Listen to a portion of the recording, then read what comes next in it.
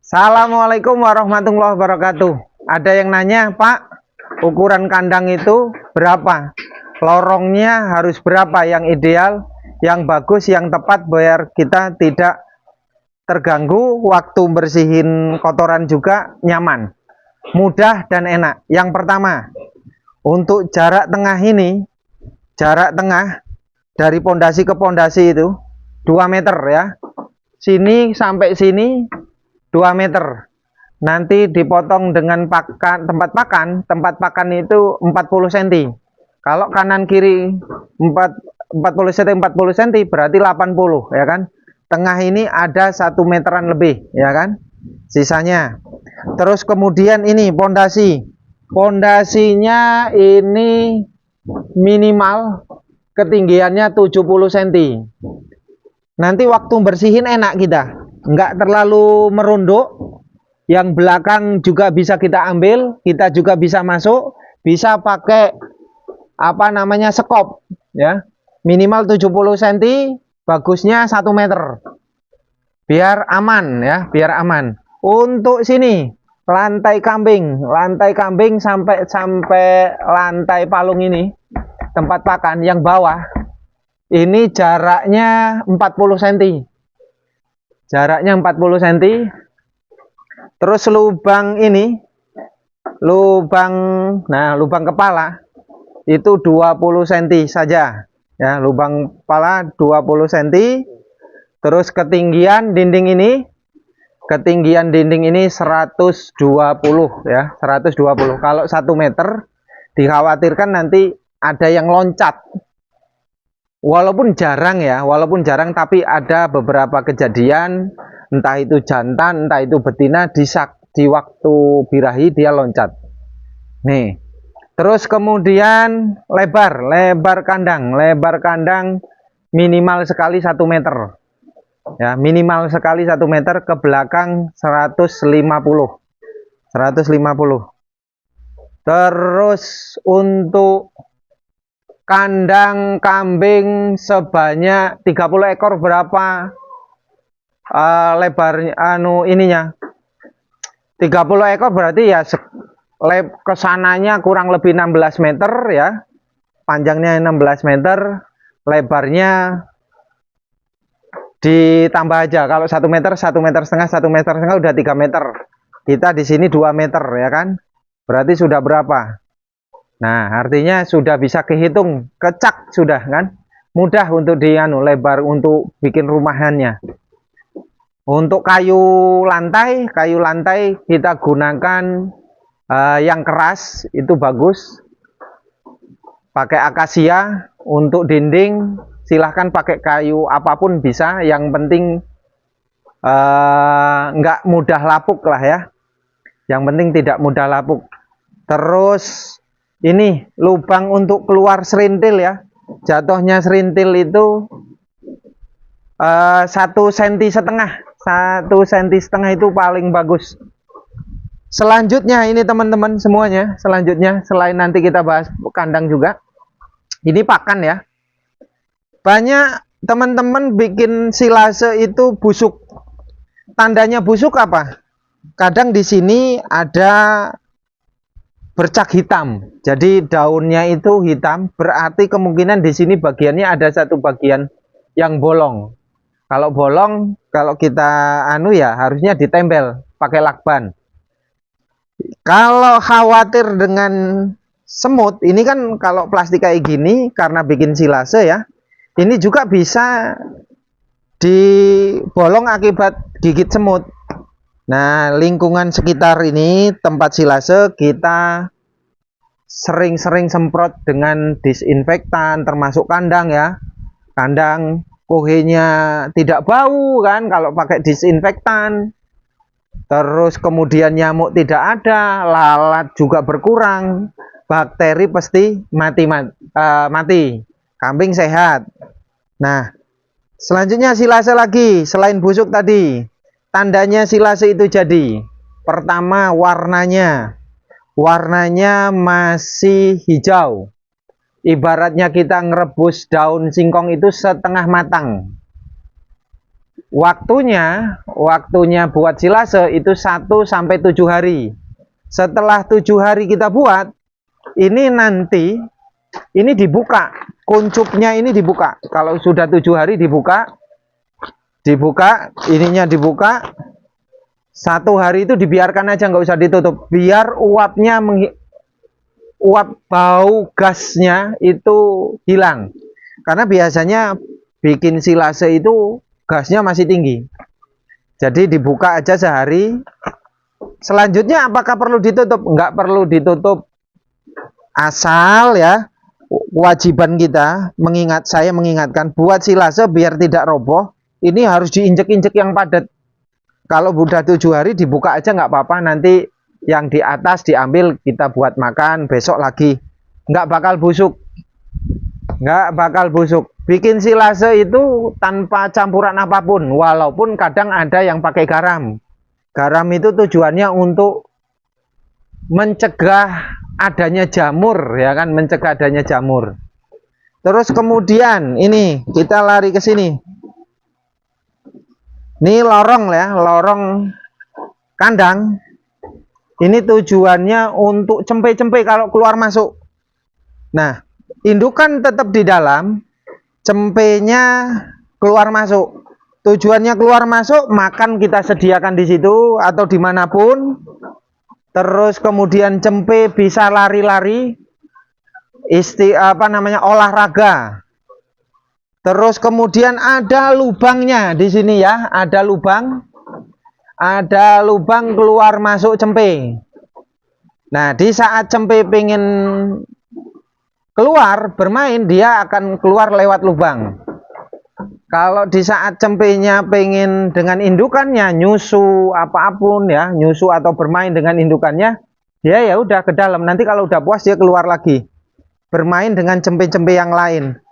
Andaikan kandang kambing tidak ada lubangnya, apalagi breeding, saya patut menyampaikan ke teman-teman, harusnya ada lubang, karena kalau tidak nanti malah cempenya naik ke palung tempat pakan.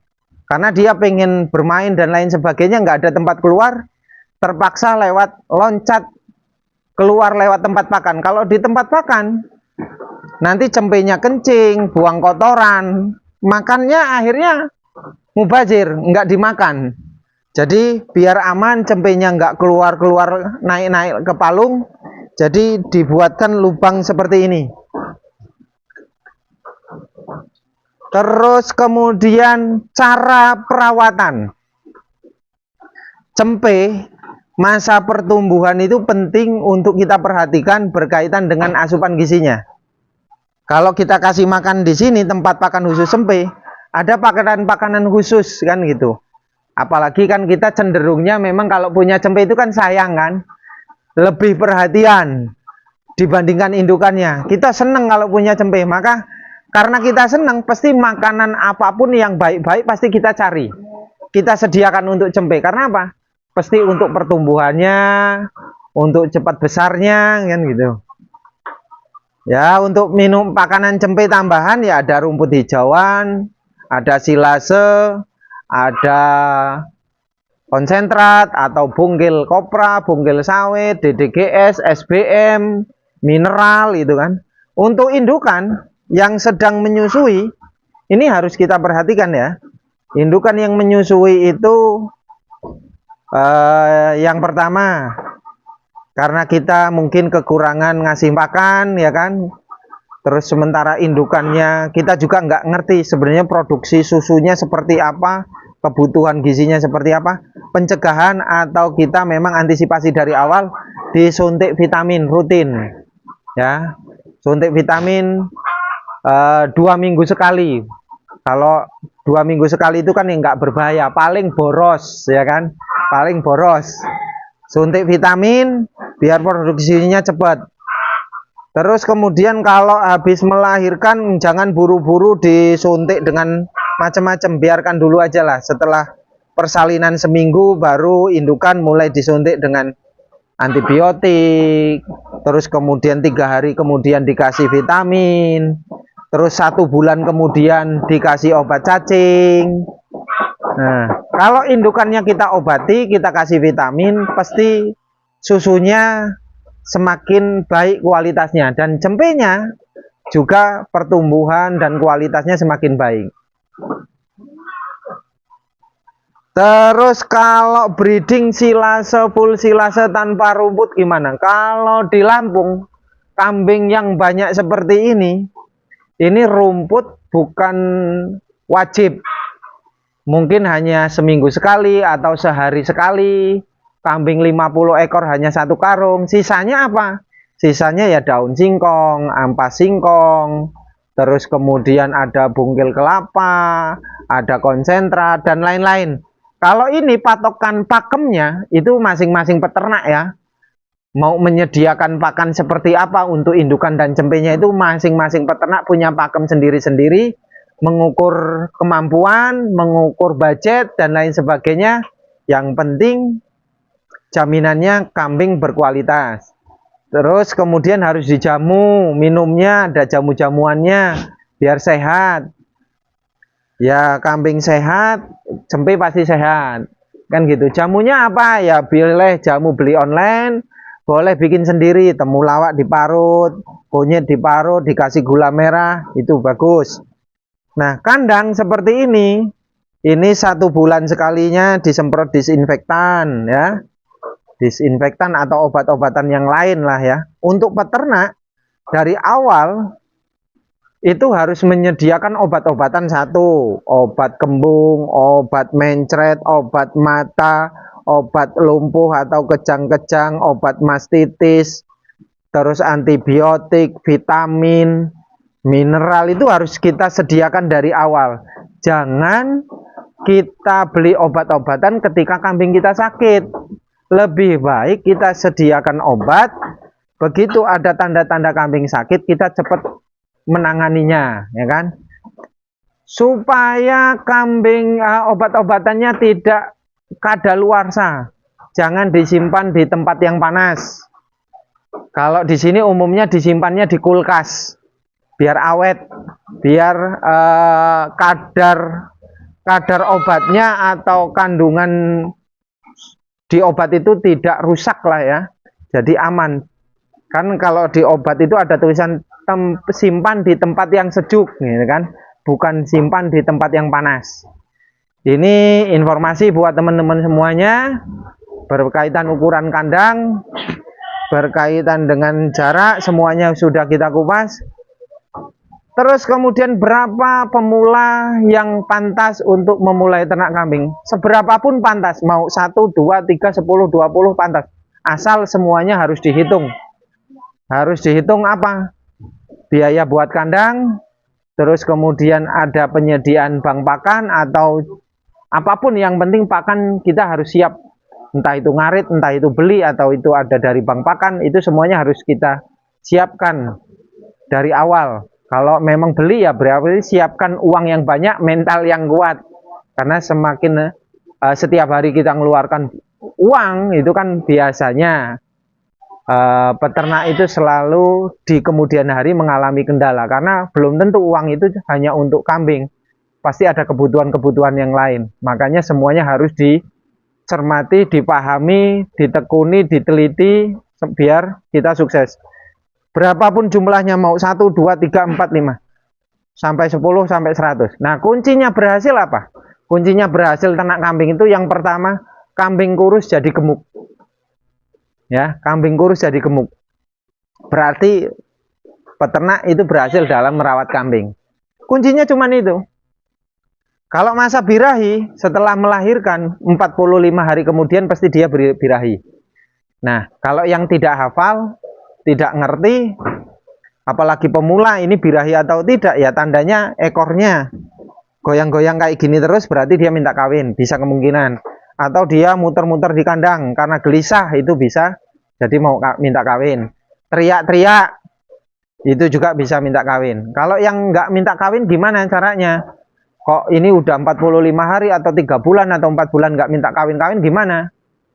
Mandikan kambingnya. Mandikan, disabuni, dijemur.